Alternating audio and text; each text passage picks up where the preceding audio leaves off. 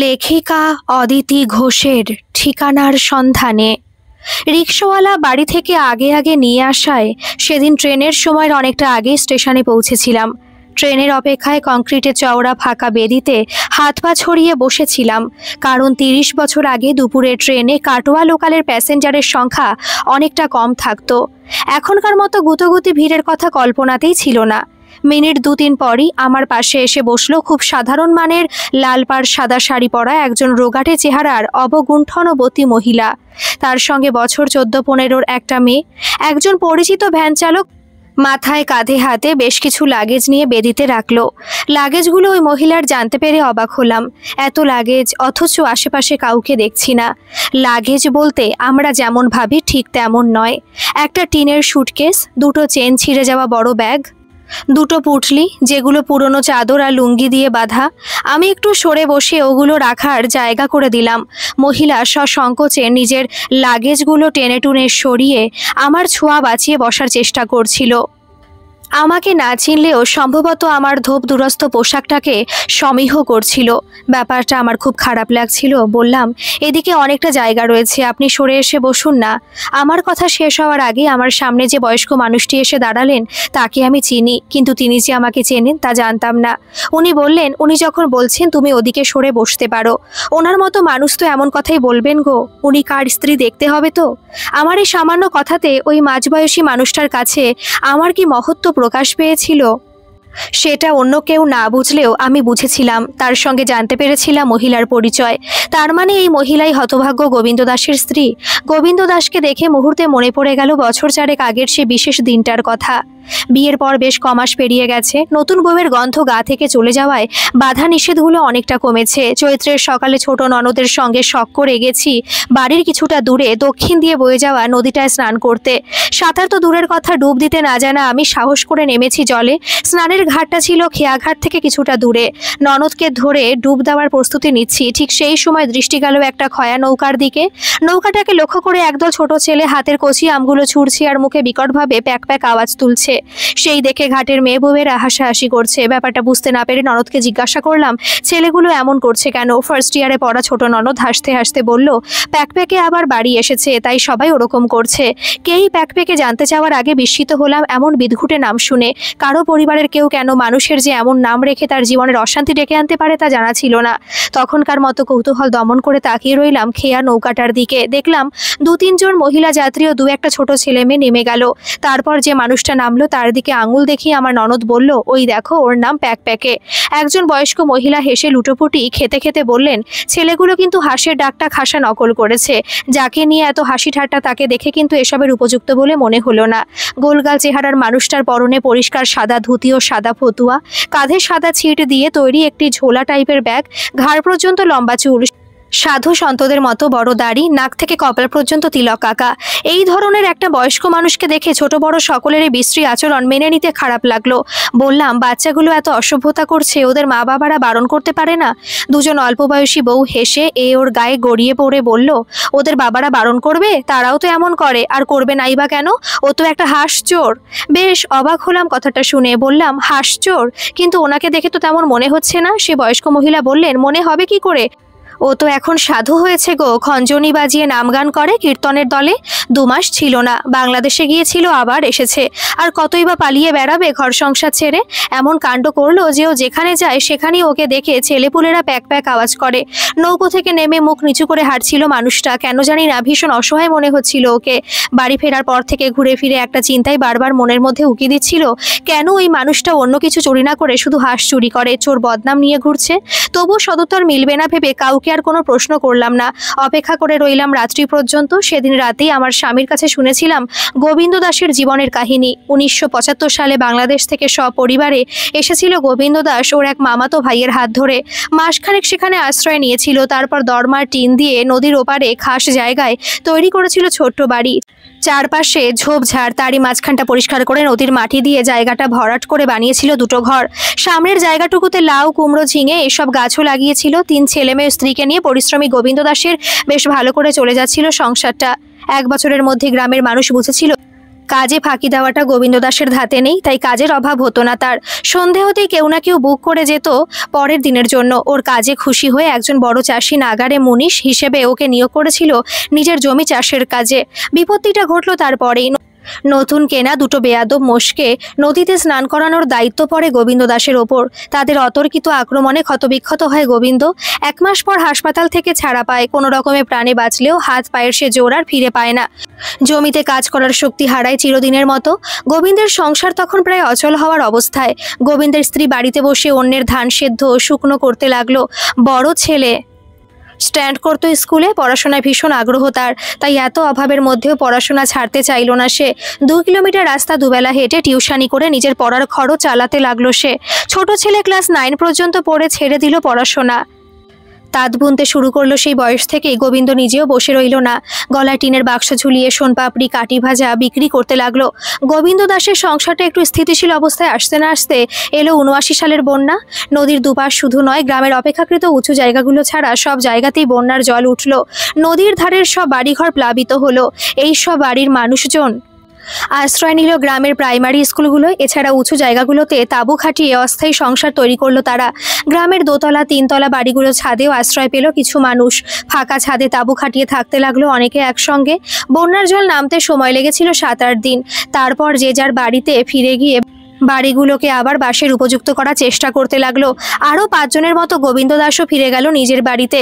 বন্যায় ক্ষয়ক্ষতি যতই হোক, তবু সকলের জীবন আস্তে আস্তে বাধা ছন্দে ফিরে আসছিল।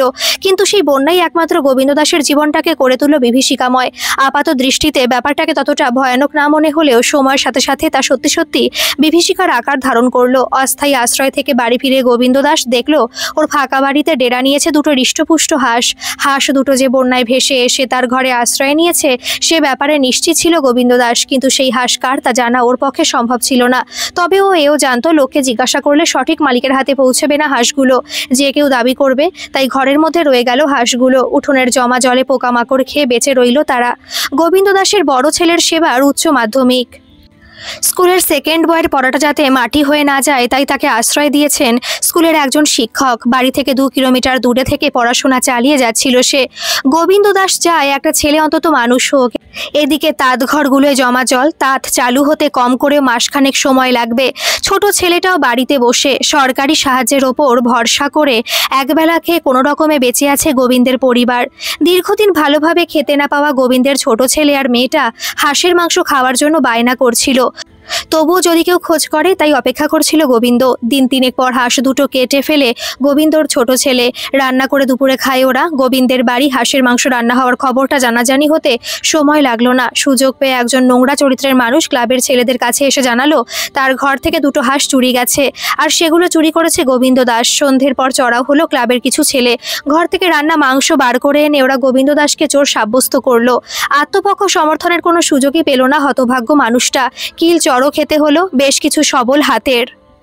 গোবিন্দ জানতো ভেতরের খবর। যেসব অবস্থাপন্ন বাড়ির ছেলেরা চড়াও হয়েছিল তারা বিভিন্ন গ্রাম থেকে বন্যায় ভেসে আসা হাঁস মুরগি ছাগল ধরে প্রায় রোজই ক্লাবে ফিস্ট করত। অথচ সেই প্রসঙ্গ তোলার সাহস ছিল না গোবিন্দের। ক্লাবে ছেলেদের কাছে যেটা ছিল ফুর্তি, অসহায় গোবিন্দ দাসের বেলায় সেটাই হয়ে গেল দণ্ডনীয় অপরাধ। অন্যায়ভাবে গোবিন্দ দাসকে মারধর করে ক্ষান্ত হলো না তারা। সেই থেকে শুরু হলো তার ওপর মানসিক অত্যাচার। ওই বিকট বিশ্রী হাঁসের ডাকে অতিষ্ঠ হয়ে উঠল গোবিন্দ দাসের জীবন।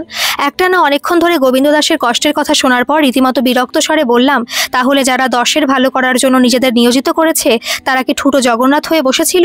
নাকি তার মতো একটা উটকো নগণ্য মানুষের কথা ভাবার ইচ্ছা জাগেনি সেই সব দেশহিতৈষীদের? তীরটা যে তাকেই লক্ষ্য করে ছোড়া হয়েছে সেটা বুঝে হাসলেন পতি দেবতা। আমার শ্লেষশক্তি হজম করে বললেন, ওটা না হয় তুমি আমার পিতৃদেবের কাছ থেকে জেনে নিও। বললাম, জানি তো, বলার কিছু নেই তোমার। আবার ঠোঁটের কোণে খেলে গেল সামান্য হাসি। অনেক রাত্রি হয়েছে, এবার ঘুমো। ঘুম আমার আসছিল না। মাথার মধ্যে ঘুরপাক খাচ্ছিল গোবিন্দ দাসের কথাটা। কখন সকাল হবে চিন্তা করতে করতে মধ্যরাত্রে ঘুমিয়ে পড়েছিলাম। ঘুম ভাঙার পর থেকে মনে মনে ছটফট করছিলাম রাত্রের না পাওয়া উত্তরটা জানার জন্য। সকালে চায়ের কাপটা শ্বশুরমশাইয়ের সামনে নামিয়ে রেখেই গোবিন্দ দাসের প্রসঙ্গ তুলেছিলাম। জেনেছিলাম ওই মানুষটার হয়ে কি করার চেষ্টা করেছিল আমার স্বামী। গ্রামের প্রাইমারি স্কুলে একটা মিটিং ডেকেছিল শুধু গোবিন্দ দাসের জন্য। সবাই কথা দিয়েছিল যে আর এই গ্রামের কেউ যাতে গোবিন্দ দাসকে বিরক্ত না করে সে ব্যাপারে লক্ষ্য রাখবে সবাই। কিন্তু সমস্যা হয়েছিল নদীর ওপারের মানুষদের নিয়ে। ব্রিজ না হওয়ায় ওপারের শহরের মানুষদের তখন বাইরে যেতে হতো খেয়াঘাট পেরিয়ে আমাদের গ্রাম দিয়ে। একই জেলা পরিষদের আওতায় থাকলেও ওই এলাকাটা ছিল অন্য পঞ্চায়েতের আন্ডারে। তবুও আমার স্বামী চেষ্টা করেছিল, ওই গ্রামে গিয়ে ক্লাবের ছেলেদের অনুরোধ করেছিল। সাময়িকভাবে এসব কিছুদিন বন্ধ হলেও আবার শুরু হয়েছিল অসভ্যতা। এরই মধ্যে গোবিন্দ দাসের বড় ছেলে উচ্চ মাধ্যমিকে 2টো সাবজেক্টের লেটার নিয়ে পাশ করে। তারপর পলিটেকনিক কলেজে ভর্তি হয়। সন্ধ্যায় টিউশনি ও রাত্রে 2-3 ঘন্টা একটা লেদে কাজ করে পড়ার খরচ চালিয়েও সংসারে কিছু দিত। ছোট ছেলের তাঁত বোনা ও গোবিন্দ দাসের স্ত্রীর বিড়ি বাঁধার পয়সায় চলছিল সংসার। তবে গোবিন্দ দাস ব্যক্তিগতভাবে কারো কাছে অর্থ সাহায্য নিতে চায়নি কখনো। ট্রেনের অ্যানাউন্সমেন্টটা শুনে ঘাবড়ে গেলাম। ট্রেন বাঁশবেড়িয়া স্টেশন ছেড়েছে। তখন সিঙ্গেল লাইন। ট্রেন কখন যে স্টেশনে পৌঁছবে জানি না, কারণ মধ্যপথে ক্রসিং একটাও হতে পারে, আবার 2টোও হতে পারে। গোবিন্দ দাস একটা পুটলি কোলে তুলে নিয়ে একেবারে কোণ ঘেঁষে বসলেন। আমার গন্তব্য নবদ্বীপ, কিন্তু ওরা কোথায় যাচ্ছে জানি না। এই সমস্ত লটবহর নিয়ে সপরিবারে কোথায় চলেছেন গোবিন্দ জানার খুব কৌতূহল হচ্ছিল। সরাসরি প্রশ্ন করাটা শোভন নয়, অথচ কিভাবে প্রসঙ্গটা তুলবো ঠিক বুঝতে পারছিলাম না। আরও একটু বসে থাকার পর আবার মাইক্রোফোনের ঘ্যাড় ঘেড়ে শব্দের সঙ্গে ঘোষণা হলো, up Katwa local Dumurdaha station ছাড়লো। বললাম, 1.5 ঘন্টার ওপর ট্রেন লেট ভাবা যায়? আমি না হয় পরের স্টেশনে যাব, কিন্তু যারা অনেক দূরে যাবে তাদের কত দেরি হয়ে যাবে বলুন তো। বাবা মা কিছু উত্তর দেওয়ার আগে মেয়েটা বলল, তোমার মাসির বাড়ি যেতে কত সময় লাগবে বাবা? গোবিন্দ দাস বললেন, অনেক দেরি হবে রে মা। সে কি এখানে? কাটোয়া থেকে বাসে 1 ঘন্টা, তারপর আবার টেম্পু। বললাম, কোনো আত্মীয়ের বাড়ি বুঝি? দীর্ঘশ্বাস ফেললেন গোবিন্দ দাস। হ্যাঁ, আত্মীয়ই বলা যায়। বিপদের সময় যে পাশে দাঁড়ায় সেই তো আত্মীয়। আমরা যাচ্ছি আমার এক দূর সম্পর্কের মাসির বাড়ি। মাসির বয়স হয়েছে, তার ছেলের বউও অসুস্থ, তাদের দেখার কেউ নেই। তাদের দেখাশোনা করাও হবে আর নিজেদের একটু মাথা গোঁজার ঠাইও হবে। বললাম, তাহলে আপনার এখানকার বাড়িতে কে থাকবে? গোবিন্দ দাস ম্লান হাসলেন। আমার আর বাড়ি কোথায়, খাসের জায়গায় থাকতাম। ক্লাবের ছেলেরা অনেকদিন ধরেই উঠে যেতে বলছে, ওখানে ওরা বড় করে ক্লাব ঘর করবে।